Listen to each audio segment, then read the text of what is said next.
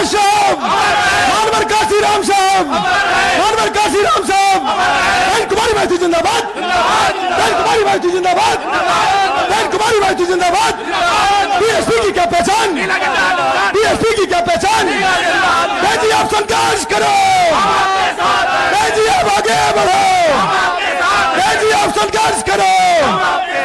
बहन कुमारी माइती जिंदाबाद, बहन कुमारी माइती जिंदाबाद, बहन कुमारी माइती जिंदाबाद, बहन कुमारी माइती जिंदाबाद। बीएसपी की क्या पहचान, नीला झंडा हाथी, बीएसपी की क्या पहचान। नीला झंडा हाथी निशान। हमारे बीच में बहुजन समाज पार्टी की राष्ट्रीय अध्यक्ष, देश के सबसे बड़े प्रदेश उत्तर प्रदेश की 4 बार मुख्यमंत्री रही, हम सबकी नेता, दलितों व पिछड़ों, अकलियतों के साथ साथ मुसलमानों के साथ साथ सर्व समाज की नेता, हम सबकी नेता, हमारी नेता हमारे बीच में आ चुकी है। हम आप लोगों से गुजारिश करें जन सैलाब से कि जोरदार माननीय बहन जी का स्वागत करें, जोरदार ताली बजाकर स्वागत करें। अब मैं गुजारिश के साथ कहेंगे कि हमारे बीच में जो हम लोग तोहफा देते हैं अपनी नेता को, तोहफे में हमारे तोहफा देने वालों में से पूर्व मंत्री हाजी याकूब कुरैशी, देवव्रत त्यागी जी और उनके परिवार के लोग, 2-3-4 लोग जिम्मेदार लोग और सभी जिम्मेदार साथी हमारे बीच में जो सप्रेम भेंट दे रहे, तोहफा दे रहे हैं बहन जी को, एक सोने का मुकुट। सभी लोग बहुजन समाज पार्टी जिंदाबाद, बहुजन समाज पार्टी जिंदाबाद, जिंदाबाद। बहन जी आप संघर्ष करो, बहन जी आप आगे बढ़ो। बीएसपी की क्या पहचान, नीला झंडा हाथी निशान। बीएसपी की क्या पहचान, नीला झंडा हाथी बहन कुमारी माइती जी जिंदाबाद, जिंदाबाद, जिंदाबाद, बहन कुमारी माइती जी जिंदाबाद, जिंदाबाद, जिंदाबाद, बहुजन समाज पार्टी जिंदाबाद, जिंदाबाद। बहन जी आप संघर्ष करो, हम आपके साथ, बहन जी आप आगे बढ़ो। हम आपके साथ हैं। हमारे बीच में बहुजन समाज पार्टी की राष्ट्रीय अध्यक्ष, देश के सबसे बड़े प्रदेश उत्तर प्रदेश की 4 बार मुख्यमंत्री रही, दलितों, पिछड़ों, मुसलमानों के साथ साथ सर्व समाज की नेता माननीय बहन जी हमारी आ चुकी हैं। मैं बड़े अदब के साथ माननीय बहन जी से गुजारिश करते हैं कि इस जन सैलाब को संबोधित करने का कष्ट करें। माननीय बहन जी, बहुजन समाज पार्टी जिंदाबाद। बहन जी तुम संघर्ष करो, बहन जी आप आगे बढ़ो, बहन जी आप संघर्ष करो, बहन जी आप आगे बढ़ो। बहुजन समाज पार्टी जिंदाबाद, बहुजन समाज पार्टी जिंदाबाद। बीएसपी की क्या पहचान, बीएसपी की क्या पहचान, बहुजन समाज पार्टी जिंदाबाद। माननीय बहन जी हमारे बीच में संबोधित करने का कष्ट करें। माननीय बहन जी, बीएसपी की इस चुनावी जनसभा में इकट्ठा हुए पार्टी के सभी छोटे बड़े पदाधिकारी एवं कार्यकर्तागण, आज आप लोग देश में व यहाँ आपके उत्तर प्रदेश स्टेट में भी लोकसभा के लिए हो रहे आम चुनाव में अपनी पार्टी के उम्मीदवारों के समर्थन में मुझे सुनने के लिए यहाँ इकट्ठा हुए हैं, तो इसके लिए मैं आप सभी लोगों का हार्दिक दिल से आभार प्रकट करती हूँ। वैसे आप लोगों को ये मालूम है कि हमारी पार्टी कांग्रेस, बीजेपी व अन्य किसी भी विरोधी पार्टी तथा गठबंधन आदि के साथ मिलकर नहीं, बल्कि अकेले ही अपनी पार्टी के बलबूते पर पूरी तैयारी व दमदारी के साथ ये चुनाव लड़ रही है। इसके साथ ही हमने टिकट बंटवारे के मामले में भी सर्व समाज के लोगों को उचित भागीदारी दी है और इस मामले में वैसे आप लोगों को ये मालूम है कि आपकी जो मेरठ लोकसभा की सीट है, वैसे तो यहाँ सर्व समाज के लोग रहते हैं, मुस्लिम आबादी भी काफी ज्यादा है और अपर कास्ट समाज में से जो त्यागी ब्राह्मण समाज है उनकी भी आबादी बहुत ज्यादा है। हमने पूर्व में यहाँ इस सीट पर तो कई बार मुस्लिम समाज को हमने चुनाव के मैदान में उतारा है। लोकसभा के लिए हमने मुस्लिम समाज के व्यक्ति को चुनाव के मैदान में उतारा है, लेकिन इस बार त्यागी ब्राह्मण समाज के लोगों की ये दिली तमन्ना थी कि बहुजन समाज पार्टी इस बार किसी त्यागी या ब्राह्मण समाज के व्यक्ति को मौका दे, चुनाव लड़ने का मौका दे। तो मेरठ जो लोकसभा की सीट है, इस सीट पर हमने त्यागी ब्राह्मण समाज की भावनाओं को ध्यान में रखकर, साथ ही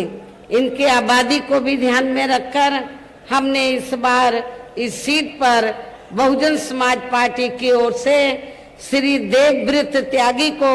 चुनाव के मैदान में उतारा है,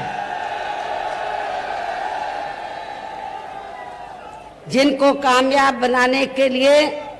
अपनी पार्टी के लोग पूरे जी जान से लगे हैं। हालांकि आज यहाँ आपकी इकट्ठा हुई अपार भीड़, वह भीड़ के जबरदस्त जोश को भी देखकर अब मुझे भी एक काफी हद तक भरोसा हो गया है कि पिछली बार की तरह इस बार भी आप लोग अपने प्रदेश से यह लोकसभा आम चुनाव में अपनी पार्टी का बेहतर रिजल्ट जरूर लाएंगे। और इसके लिए अब मैं आप लोगों का ध्यान कुछ जरूरी बातों की तरफ दिलाना चाहती हूँ और इस संबंध में विशेषकर मैं कांग्रेस, बीजेपी व इनके अन्य सभी सहयोगी दलों के बारे में ये कहना चाहूंगी कि आजादी के बाद शुरू में केंद्र व देश के काफी राज्यों में भी ज्यादातर सत्ता यहाँ कांग्रेस पार्टी के हाथों में केंद्रित रही है, किंतु इनके अधिकांश मामलों में रही गलत नीतियों एवं गलत कार्य प्रणाली आदि की वजह से ही फिर इस पार्टी को केंद्र व काफी राज्यों की भी सत्ता से बाहर होना पड़ा है तथा यही स्थिति इनकी सहयोगी पार्टियों की भी बनी रही है, जिसके कारण ही फिर पिछले कई वर्षों से यहाँ बीजेपी व इनके सहयोगी दल केंद्र एवं काफी राज्यों की भी सत्ता में काबिज हो गए हैं, लेकिन इनकी भी ज्यादातर रही जातिवादी, पूंजीवादी, संकीर्ण, सांप्रदायिक व द्वेषपूर्ण नीतियों एवं कार्य प्रणाली आदि से तथा इनकी कथनी व करनी में भी काफी अंतर होने की वजह से अब ऐसा लगता है इस बार ये भारतीय जनता पार्टी भी केंद्र की सत्ता में आसानी से वापस आने वाली नहीं है, बशर्ते यदि ये चुनाव इस बार फ्री एंड फेयर होता है तथा आम चर्चा के मुताबिक वोटिंग मशीनों में भी कोई गड़बड़ी आदि नहीं की जाती है। और वैसे भी इस बार चुनाव में इनकी कोई भी पुरानी एवं नई चल रही नाटकबाजी, जुमलेबाजी व गारंटी आदि काम में आने वाली नहीं है, क्योंकि अब देश की जनता काफी हद तक इस बात को समझ चुकी है कि इनकी पार्टी ने अब तक देश के विशेषकर गरीबों, कमजोर तबकों, मध्यम वर्गीय एवं अन्य मेहनतकश लोगों को जो इन्हें अच्छे दिन दिखाने के असंख्य प्रलोभन भरे वायदे किए हैं तथा अनेकों हवाई व कागजी गारंटी आदि भी दी है, तो उनका जमीनी हकीकत में अभी तक इन्होंने लगभग 1/4 हिस्सा भी कार्य पूरा नहीं किया है, बल्कि इसके स्थान पर इनका ज्यादातर समय व ताकत भी यहाँ इनके अपने चहेते रहे बड़े बड़े पूंजीपतियों एवं धन्ना सेठों को ही ज्यादा से ज्यादा मालामाल व धनवान आदि बनाने में तथा उन्हें हर स्तर पर छूट देने व बचाने में ही लगी रही है, जिनके अधिकांश आर्थिक सहयोग से ही ये पार्टी व अन्य पार्टियां भी अपना संगठन चलाती हैं तथा चुनाव आदि भी लड़ाती हैं, जिसका काफी कुछ खुलासा बॉन्ड की आई रिपोर्ट से भी हो जाता है। इसके साथ ही अब ऐसा लगता है कांग्रेस पार्टी की तरह ही बीजेपी ने भी केंद्र की तमाम सरकारी जांच एजेंसियों का लगातार ज्यादातर राजनीतिकरण ही कर दिया है। इसके अलावा देश के किसान वर्ग भी वर्तमान बीजेपी की सरकार में शुरू से ही अपनी विभिन्न समस्याओं को लेकर काफी ज्यादा दुखी व परेशान रहे हैं और अभी भी हैं, जबकि यूपी में 4 बार हमारी पार्टी की रही सरकार ने इनके हितों का भी हर स्तर पर विशेष ध्यान रखा है। हमने अपनी चारों हुकूमतों में किसानों को खेती करने के लिए समय से सस्ते साधन हमने उपलब्ध कराए हैं। इसके साथ ही इनकी हर फसल का उचित दाम भी हमारी सरकार ने दिया है। और आपके पश्चिमी यूपी में गन्ना काफी पैदा होता है। गन्ना किसानों को हमने पूर्व की रही सरकारों और वर्तमान सरकार की तुलना में हमने काफी बढ़ा चढ़ा के दाम गन्ना किसानों को दिया है। इतना ही नहीं बल्कि केंद्र में पूर्व की रही कांग्रेसी सरकार की तरह ही वर्तमान भाजपा सरकार में भी इनकी जातिवादी, हीन, सांप्रदायिक एवं पूंजीवादी सोच व नीतियों के चलते ही पूरे देश में सर्व समाज में से खासकर गरीबों, दलितों, आदिवासियों, पिछड़े वर्गों, मुस्लिम एवं अन्य धार्मिक अल्पसंख्यक समाज के लोगों का भी पूर्ण रूप से विकास व उत्थान आदि नहीं हो सका है। और इस संदर्भ में वैसे आप लोगों को ये मालूम है कि पूरे देश में यहाँ दलितों, आदिवासियों एवं अन्य पिछड़े वर्गों का सरकारी नौकरियों में वर्षों से अधूरा पड़ा आरक्षण का कोटा भी अभी तक भी पूरा नहीं भरा गया है। विशेषकर एससी व एसटी वर्गों के सरकारी कर्मचारियों का पदोन्नति में आरक्षण भी अब काफी हद तक प्रभावहीन ही बना दिया गया है। और मैं एससी एसटी वर्गों के कर्मचारियों को यहाँ ये भी बताना चाहती हूँ कि जब यूपी में समाजवादी पार्टी के नेतृत्व में सरकार थी तो इस सरकार ने एससी एसटी वर्गों के सरकारी कर्मचारियों का पदोन्नति में आरक्षण बिल्कुल ही खत्म कर दिया था। क्या एससी एसटी के कर्मचारी वर्ग या इस वर्ग के जो लोग हैं क्या ऐसी पार्टी को एक भी वोट देकर अपना खराब करेंगे जो पार्टी आपके आरक्षण को खत्म करने के लिए पूरे जी जान से लगी हुई है? और वो सपा नहीं चाहती है एससी एसटी वर्गों के लोगों को आरक्षण का पूरा लाभ मिले। और इतना ही नहीं, जब इसके बिल को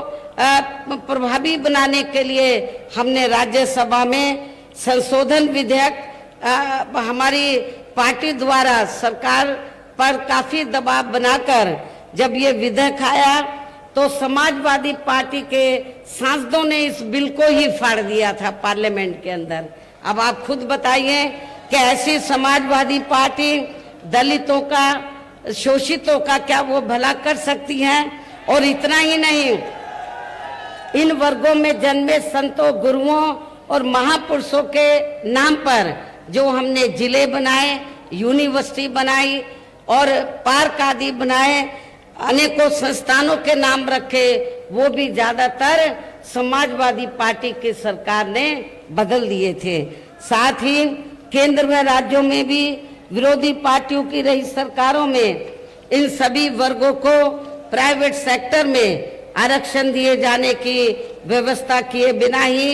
इनकी सरकारों के ज्यादातर सरकारी कार्य अब प्राइवेट सेक्टर के जरिए ही इनके बड़े बड़े पूंजीपतियों व धन्ना सेठों आदि को ही दिए जाने के कारण अब इनको पूरे देश में आरक्षण का बहुत कम ही लाभ मिल पा रहा है। इसी प्रकार इनका इन और मामलों में भी शोषण व उत्पीड़न आदि होना अभी तक भी बंद नहीं हुआ है। इसके साथ साथ मुस्लिम व अन्य धार्मिक अल्पसंख्यक समाज के लोगों की भी हालत हर स्तर पर काफी ज्यादा खराब व दयनीय ही बनी हुई है, जिसका काफी कुछ खुलासा सच्चर कमेटी की रिपोर्ट में भी किया गया है। इतना ही नहीं बल्कि पिछले कुछ वर्षों से केंद्र व अधिकांश राज्यों में भी बीजेपी व आरएसएस की सरकारों के चलते हुए अब इनका विकास एवं उत्थान आदि होना भी काफी हद तक बंदसाई हो गया है। आए दिन इन पर खासकर हिंदुत्व की आड़ में हो रही जुल्म जाति भी यह काफी ज्यादा चरम सीमा पर पहुंच चुकी है। इनके साथ साथ अपर कास्ट समाज में से विशेषकर गरीब लोगों की भी हालत हमें कोई खास अच्छी नजर नहीं आती है। इनकी गलत कृषि नीतियों के कारण किसान वर्ग भी आए दिन आंदोलित ही बना रहता है। साथ ही इनकी गलत आर्थिक नीतियों की वजह से देश की अर्थव्यवस्था पर भी इसका काफी बुरा प्रभाव पड़ा है, जिससे यहाँ विशेषकर छोटे एवं मध्यम वर्गीय व्यापारी वर्ग भी काफी ज्यादा दुखी व परेशान हैं। और अब केंद्र में पूर्व की रही सरकारों की तरह ही वर्तमान भाजपा सरकार में भी यहाँ पूरे देश में गरीबी, बेरोजगारी एवं महंगाई आदि भी लगातार काफी ज्यादा बढ़ रही है। देश में हर स्तर पर फैला भ्रष्टाचार भी अभी तक खत्म नहीं हुआ है। साथ ही अपने देश की सीमाएं भी अभी तक पूरे तौर से सुरक्षित नहीं हैं। ये भी बड़ी चिंता की बात है। ऐसे में अब आप लोगों को देश में हो रहे लोकसभा आम चुनाव में कांग्रेस, बीजेपी व इनकी सहयोगी पार्टियों को भी केंद्र की सत्ता में आने से जरूर रोकना है। जिनकी गलत नीतियों व गलत कार्य प्रणाली आदि को आप लोग काफी हद तक आजमा भी चुके हैं। ऐसी स्थिति में अब ये विरोधी पार्टियां इस चुनाव में भी किस्म किस्म के साम दाम दंड भेद आदि अनेकों हथकंडे इस्तेमाल करके केंद्र की सत्ता में आने की पूरी कोशिश में लगी हैं, जिनसे अपनी पार्टी के लोगों को हर स्तर पर काफी ज्यादा सावधान रहना है। और इस मामले में विरोधी पार्टियां अपने अपने पक्ष में हवा बनाने के लिए खासकर मीडिया, ओपिनियन पोल व सर्वे आदि का जो बड़े पैमाने पर इस्तेमाल कर रही हैं, तो उनसे भी अपनी पार्टी के लोगों को बिल्कुल भी गुमराह नहीं होना है। इसके साथ ही विरोधी पार्टियों के विभिन्न रूपों में जारी किए गए इनके हवाई व प्रलोभन भरे चुनावी घोषणा पत्रों एवं वायदों आदि के बहकावे में भी अपनी पार्टी के लोगों को कतई भी नहीं आना है, जिन्हें ये पार्टियां चुनाव खत्म होने के बाद ज्यादातर अमल में नहीं लाती हैं और अब जिन पर से देश की जनता का अधिकांश विश्वास ही उठ गया है। यही खास वजह है कि हमारी पार्टी किसी भी चुनाव में अपनी पार्टी का कोई भी चुनावी घोषणा पत्र आदि जारी नहीं करती है। वैसे भी हमारी पार्टी किसी भी मामले में कहने में बहुत कम बल्कि कार्य करके दिखाने में ही ज्यादा विश्वास रखती है। और इस बात का सबसे बड़ा सबूत ये है कि उत्तर प्रदेश में 4 बार हमारी पार्टी के नेतृत्व में रही सरकार ने चुनाव में अपनी पार्टी के बिना कोई जारी किए गए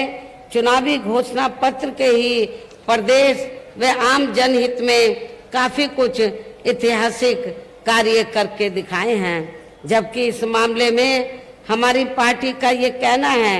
यदि इन पार्टियों के स्थान पर केंद्र में हमें अपनी पार्टी की सरकार बनाने का मौका मिलता है तो तब फिर हमारी पार्टी की बनी सरकार केंद्र में यहाँ अब तक रही सभी विरोधी पार्टियों की सरकारों की तरह केवल यहाँ हवाई व कागजी कार्य आदि नहीं करेगी, बल्कि उत्तर प्रदेश की तरह ही जमीनी हकीकत में ठोस कार्य करके दिखाएगी। और इस संदर्भ में खासकर मैं ये कहना चाहूंगी, केंद्र द्वारा देश में पिछले कुछ समय से अति गरीब परिवारों को अस्थायी तौर पर फ्री में जो थोड़ी सी खाद्य सामग्री दी जा रही है, तो उससे इनका स्थायी तौर पर भला होने वाला नहीं है। और वैसे भी इनकी ये जटिल समस्या देश में हर हाथ को काम देने से ही केवल दूर हो सकती है, जिसकी तरफ हमारी पार्टी की बनी सरकार विशेष ध्यान देगी। साथ ही देश में पिछले काफी वर्षों से आए दिन बढ़ रही गरीबी, बेरोजगारी व महंगाई आदि से भी जनता बहुत ज्यादा दुखी व परेशान है, जिसे भी आर्थिक नीतियों में तब्दीली करके फिर जरूर दूर किया जाएगा। हिंदुत्व की भी आड़ में, धर्म की भी आड़ में पिछले कुछ वर्षों से खासकर मुस्लिम समाज के लोगों का द्वेष की भावना से जो इनका काफी ज्यादा शोषण व उत्पीड़न आदि किया जा रहा है, तो उसे भी फिर जरूर रोका जाएगा। और ये सब हमने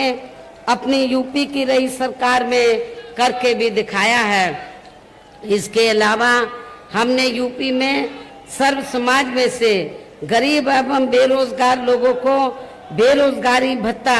आदि न देकर उन्हें बड़ी तादाद में रोटी रोजी के साधन भी उपलब्ध कराए हैं, जो अब ये कार्य भी अधिकांश ठंडे ही पड़े हैं, जिनको फिर सरकार बनने पर प्राथमिकता दी जाएगी। कहने का तात्पर्य ये है कि देश में इस समय हो रहे लोकसभा आम चुनाव में विरोधी पार्टियों के जारी किए गए उनके हवाई व प्रलोभन भरे चुनावी घोषणा पत्रों आदि के बहकावे में अब यह खासकर देश के अति गरीबों, मजदूरों, बेरोजगारों एवं अन्य मेहनतकश लोगों को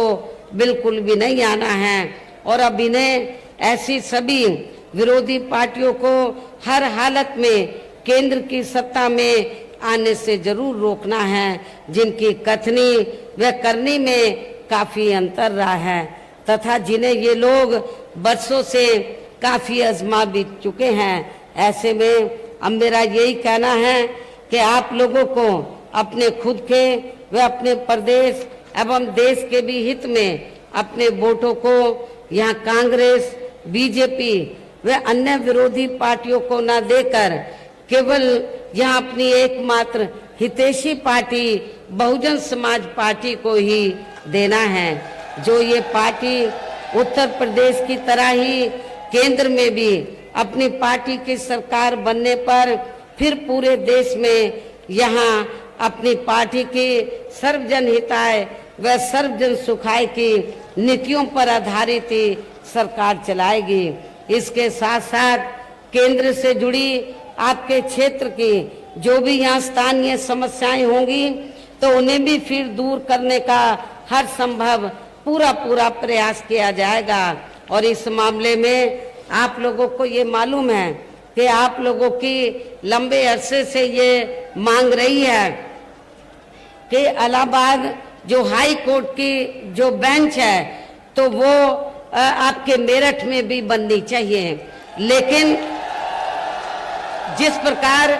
लखनऊ में बेंच बनी है, उसी तर्ज पर आपके मेरठ में भी बेंच बननी चाहिए। लेकिन केंद्र की सरकार इस ओर ध्यान नहीं दे रही है। जब हमारी पार्टी केंद्र की सत्ता में आ जाएगी तो इस मामले में सकारात्मक कदम उठाएगी। इसके अलावा